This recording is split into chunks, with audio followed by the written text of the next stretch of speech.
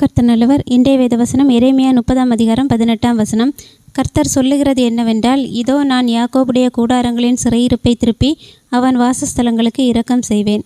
கர்த்தர் நமக்கு இன்றைக்கி கொடுத்திருக்கிற வார்த்தை, நம்மளுடைய சிறையிருப்பை திருப்பி அவன் வாசஸ்தலங்களுக்கு இரக்கம் செய்வேன். சிறையிருப்புனாலே நமக்கு தெரியும், ஒரு அடிமைத்தனத்தின் வாழ்க்கை. அது ஒரு பொருளாதார குறைவு இருக்கலாம், அல்லது நம்மளுடைய சூழ்நிலைகளால் இருக்கலாம், இல்லைன்னா நமக்கு நம்ம நினச்ச காரியங்களை நினச்ச நேரம் செய்ய முடியாத அளவுக்கு இருக்கக்கூடிய பிரச்சனைகளாக இருக்கலாம். இல்லைன்னா உடல் உபாதைகள், காய்ச்சல், தலைவலி இருந்தால் கூட நம்மளால் ஒரு கர்த்தருடைய சமூகத்தில் சந்தோஷமாக உட்கார முடியாது.